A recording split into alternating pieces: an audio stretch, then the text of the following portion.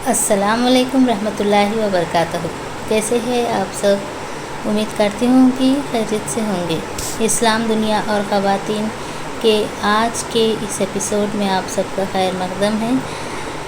आज हम एक नई बात सीखेंगे।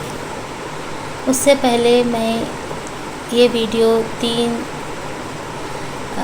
या फिर उससे भी ज़्यादा महीनों के बाद बना रही हूँ। कुछ मसरूफ़ियात की वजह से, कुछ रीज़न्स की वजह से मैं कोई वीडियो अपलोड नहीं कर पाई। इस बात का मुझे अफ़सोस है। तो आज का वीडियो हम इस बात पर, इस टॉपिक पर बना रहे हैं कि सुबह कैसे उठा जाए, यानी अर्ली मॉर्निंग। आजकल क्या हो गया है हमारे माशरे में या फिर दुनिया के कौन से भी माशरे में, लेट नाइट तक जागना कॉमन हो गया है। लेट नाइट यानी 11-12 या कभी कभी 1-2 भी बज रहे हैं कुछ घरानों में।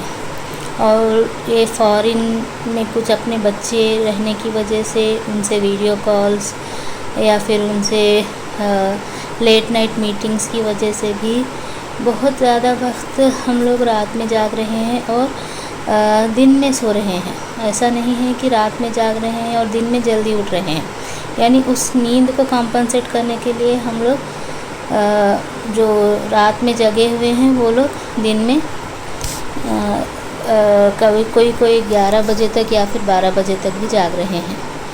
पूरा कुदरत का निज़ाम बदल कर रख दिया है हम लोगों ने।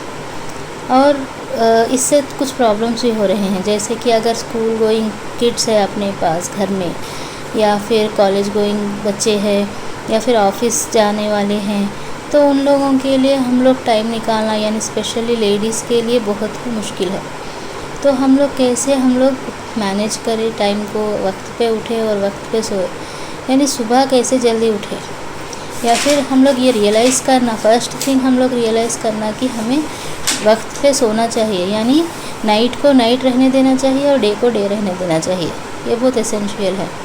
अगर हम लोग नाइट को डे में बदलेंगे और डे को नाइट में बदल लेंगे तो ये सिर्फ रमज़ान के लिए ही सूटेबल होगा शायद, बट अदर देन दैट दूसरे बाकी के 11 महीनों के लिए ये अनसूटेबल टाइम टेबल है, क्योंकि हमारा ज़्यादातर वक्त दिन में ही होता है और ऑल ऑफिशियल वर्क्स पूरे सारे के सारे ये डे टाइम में ही होते हैं। और हम लोग अगर डे में 12 या 1 बजे तक सिर्फ कुकिंग में रहे या फिर हम लोग कुछ ऐसे ही घर के पर्सनल कामों में रहे और देर रात तक जागते रहे तो घर का निज़ाम तो चलेगा, बट अगर हम लोग बाहर के काम करने हो, कहीं जाना हो, कुछ काम करना हो, कोई मेहमान अपने पास आने वाले हो, तो ये सब चीज़ें डिस्टर्ब हो जाएंगी। तो फर्स्ट थिंग हम लोग ये रियलाइज़ करना होगा कि हमें टाइम पे उठना है और सुबह जल्दी उठना है, फजर के साथ ही उठना है और रात में सही वक्त पर सोना है। तो जब हम लोग ये रियलाइज़ कर लेते हैं तो हमें प्रैक्टिस भी करना पड़ेगा। रियलाइजेशन के साथ प्रैक्टिस एसेंशियल है। तो शुरुआत के कुछ दिनों में हमें लेट हो सकता है, कब उठना है, कैसे उठना है, इट इज़ हाईली इम्पॉसिबल। इतने दिनों से तो हम लोग रात में जाग रहे हैं और सडनली सुबह उठना है, तो 1-2 दिन का तो मसला हो सकता है, बट ये आदत को हम लोग बदल सकते हैं। जैसे कि सुबह जल्दी उठने के लिए रात में जल्दी सोना बहुत ज़रूरी है, ये फर्स्ट थिंग है। तो रात में प्लान करके 9:30, 10 या 10:30 तक सो जाना चाहिए। और सेकंड थिंग इज़, और ख़ुद को थोड़ा थकाइए, यानी कुछ हम लोग इस तरह वॉकिंग वगैरह शाम में, इवनिंग कर लेंगे तो थक जाएंगे। अगर एक थकी हुई बॉडी है तो डेफिनेटली नींद जल्दी आएगी। हम लोग सोच सकते हैं कि हमें नींद नहीं आएगी। अगर नींद चाहिए तो थोड़ा बहुत एक्सरसाइज कर ले या फिर वॉकिंग कर ले। तो जैसे ही हम लोग वॉकिंग करते हैं, थोड़ा हमारा एनर्जी ख़त्म होती है तो हमें ऑटोमेटिकली रेस्ट लेने की ज़रूरत पड़ती है और हम सोने के लिए बिस्तर पर चले जाएंगे।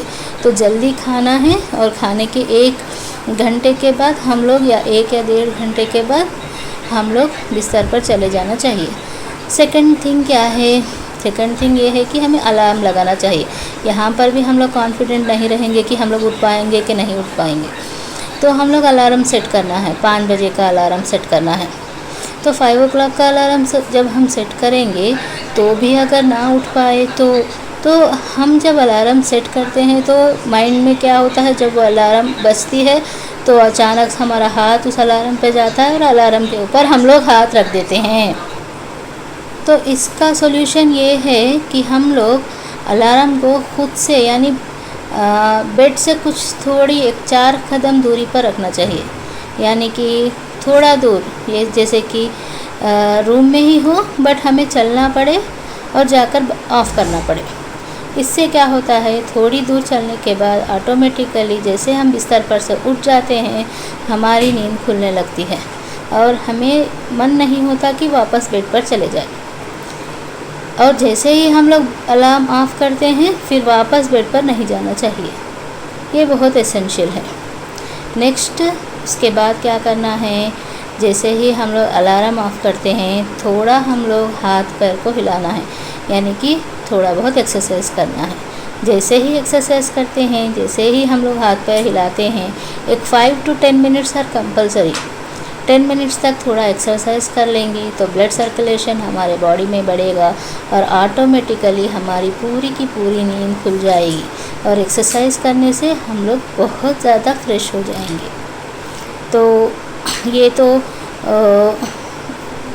थोड़ा जल्दी उठने के लिए बेहतरीन मेथड्स है जिसे हम फॉलो कर उठ सकते हैं, और रोज़ाना अगर आदत डालेंगे तो डेफिनेटली हम लोग जल्दी उठ सकते हैं और ख़ुद को फ्रेश रख सकते हैं। और फिर से नेक्स्ट उस दिन जब हम 5 o'clock उठ जाते हैं तो ऑटोमेटिकली हमारी नींद भी by the time of evening, जैसे कि रात होती है 9 साढ़े 9 को हम लोगों को फिर से नींद आने लगती है। जैसे ही हम लोग तमाम कामों से फारिग होकर नमाज वगैरह पढ़कर फिर से हम लोग बिस्तर में आराम से सो सकते हैं। तो ये था आज का वीडियो, कैसा है आप लोग बताइए कमेंट्स के द्वारा, और अगर आपको पसंद आया तो लाइक कीजिए, शेयर कीजिए और सब्सक्राइब कीजिए। जज़ाकल्लाहु खैर, फिर अगले वीडियो में मिलेंगे, तब तक के लिए अल्लाह हाफ़िज़।